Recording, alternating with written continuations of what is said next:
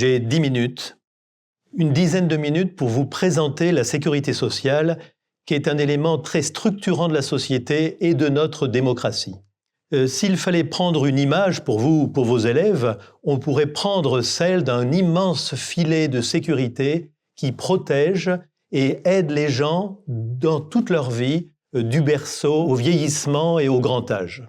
Lorsque la famille s'agrandit, un enfant arrive, la sécurité sociale aide. Une maladie, une intervention chirurgicale, c'est la sécurité sociale qui prend en charge l'essentiel.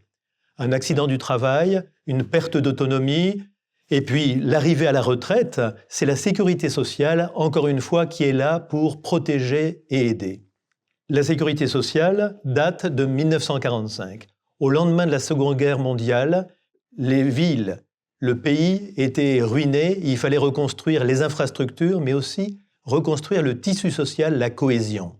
Et le Conseil national de la résistance, qui était imbu plein de ces valeurs de solidarité, de justice sociale, a initié une grande protection universelle pour tous les citoyens, quel que soit leur métier, quelle que soit leur situation dans la société.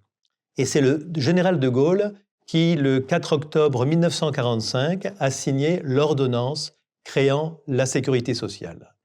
La France n'a pas inventé la protection sociale. Déjà, à la fin du XIXe siècle, Bismarck, en Allemagne, avait créé une assurance sociale, une assurance pour la maladie, pour les accidents du travail et également pour la vieillesse. Alors là, c'était pour renforcer la paix sociale et aussi pour contrer la montée du socialisme dans le pays. En Angleterre, vers 1910, ont été créées ce qu'on appellerait des branches de sécurité sociale. Là, c'était pour la maladie de nouveau, et c'était aussi pour le chômage. Et puis, le premier système de protection sociale vraiment universel, c'était en Suède, au début des années 30, où on avait une protection d'ensemble. Alors, en France, il y avait de la protection sociale, mais par profession et fragmentée. Le grand mérite de cette ordonnance de 1945, ça a été d'unifier et d'universaliser. C'est-à-dire que la sécurité sociale était au service de l'ensemble de la population du pays. Une question sans doute inattendue, mais est-ce que la sécurité sociale est publique ou privée? En fait, elle assure une mission d'intérêt général, mais une mission qui est mise en œuvre par des organismes de droit privé, libres de leur organisation, et simplement qui rendent compte à l'État, qui les contrôle parce que c'est une mission d'intérêt général.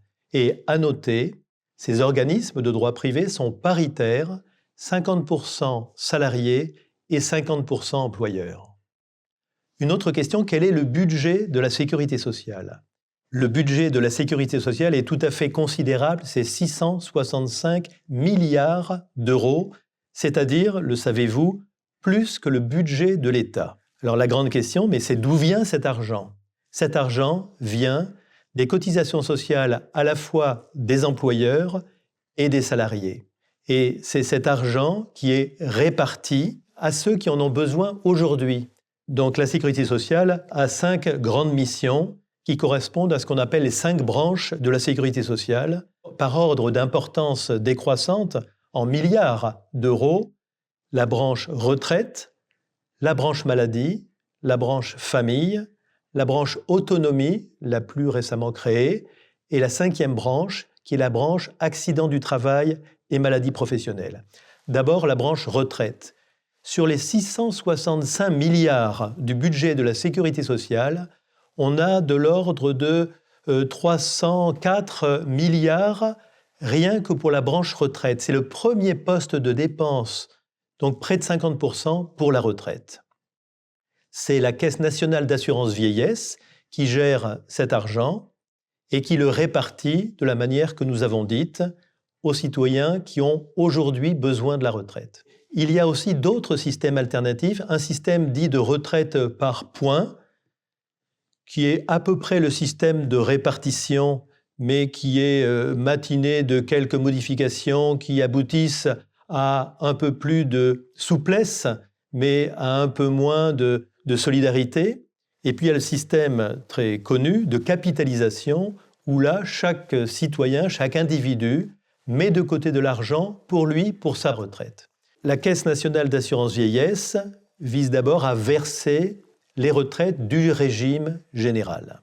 Vient aussitôt après, donc, la branche maladie. La branche maladie, c'est de l'ordre de 265 ou 266 milliards d'euros pour cette année 2025.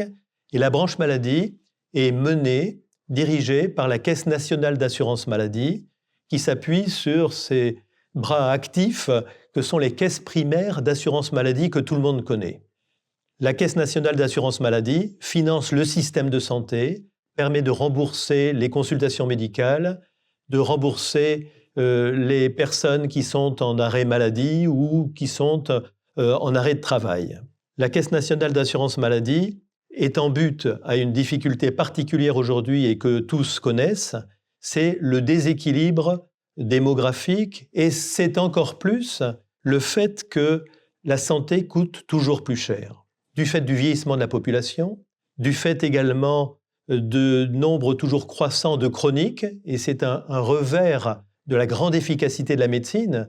Ceux qui sont maintenus en vie et en bonne santé consomment plus de médicaments, ce sont les chroniques, et puis les personnes vieillissent et consomment naturellement plus de médicaments. Il faut faire face à ce défi, d'autant plus que les techniques médicales sont toujours plus chères. Songez qu'une IRM, c'est 1 million d'euros et qu'un robot opératoire, comme il y en a de plus en plus dans les blocs opératoires des hôpitaux, c'est 2 millions, 2 millions et demi d'euros. Donc des dépenses considérables, une efficacité considérable et des gens qui vieillissent avec ou sans maladie chronique, mais qui, de fait, dépensent toujours plus. C'est ça le défi que doit relever l'assurance maladie.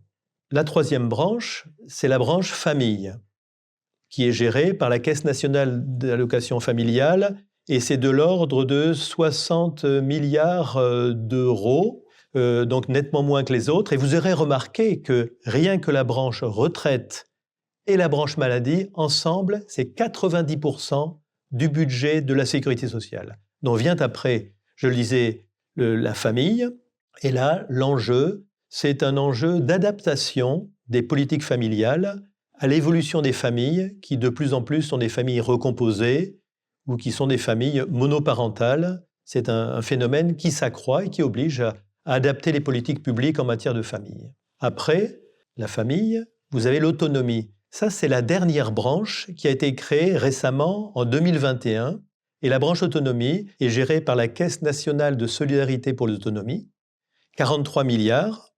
Et cette branche vise tout simplement à aider les personnes qui ont perdu leur autonomie du fait de la vieillesse ou d'un handicap à rester dans la société, soit à leur domicile, soit dans une institution. Et le défi est bien évidemment, là aussi, celui du vieillissement de la population.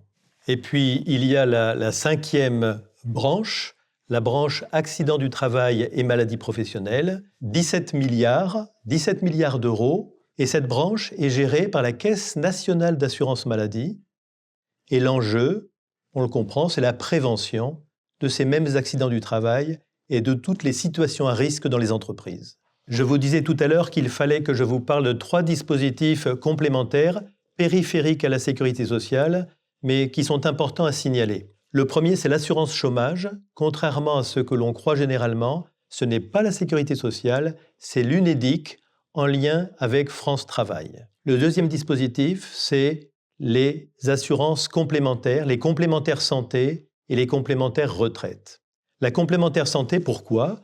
Parce que la sécurité sociale ne prend pas tout en charge. Bizarrement, il n'y a pas de reste à charge quand c'est grave et coûteux, il y a du reste à charge quand c'est moins grave et moins coûteux. Une greffe de rein, c'est 100 000 euros, vous aurez 0 € à payer si vous avez bénéficié de cette greffe de rein. Par contre, si vous avez un épisode de pneumonie et que vous restez 3 jours en médecine à l'hôpital, c'est de l'ordre de 4 000 euros et resteront à votre charge 20%, c'est-à-dire quand même 800 euros. Et c'est là que vous paierez vous-même ou que votre complémentaire santé paiera. Il y a donc les complémentaires santé, aussi les complémentaires retraite pour compléter le régime général, soit facultative, soit obligatoire comme l'Agirc-Arrco pour les salariés du privé.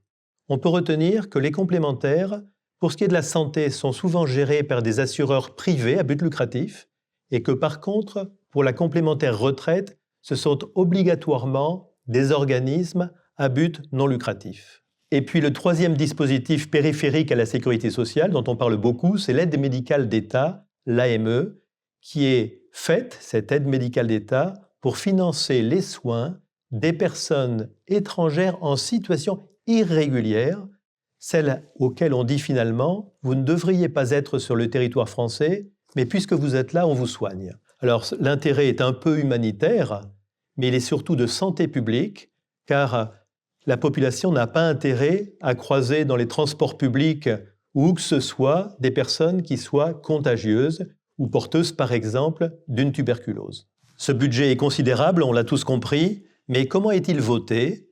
Eh bien, chaque année, le gouvernement soumet au Parlement ce qu'on appelle le PLFSS, le projet de loi de financement de la sécurité sociale, qui va être débattu et décidé au Parlement.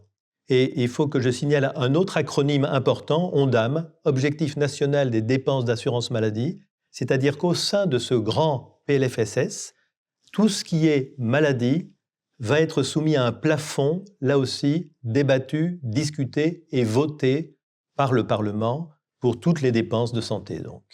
Ce qu'on peut dire, peut-être en guise de conclusion, il faut se rappeler que ce système de solidarité est un système qui est rare, qui est précieux et qu'il faut absolument tout faire pour maintenir. Il est rare, je vais vous donner mon expérience de directeur d'hôpital. J'ai vu aux États-Unis un patient qui s'était déboîté gravement l'épaule et qui souffrait, qui a été refusé aux urgences d'un hôpital parce qu'il n'avait pas la bonne carte de paiement. J'ai connu une dame de 70 ans qui a fait un AVC, c'était à New York.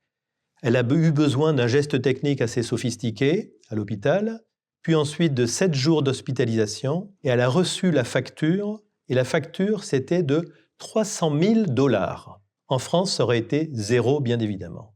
Le système est donc rare à l'échelle du monde.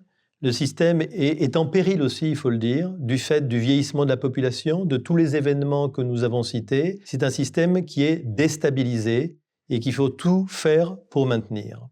Le système est un système précieux, cette sécurité sociale est précieuse, et s'il n'y avait qu'une chose dont vous devez convaincre vos élèves, c'est de ce caractère précieux et indispensable, car la sécurité sociale permet de vivre dans une société paisible et donc de plus facilement garder notre système démocratique. S'il n'y a qu'une chose à dire à vos élèves, c'est celle-là.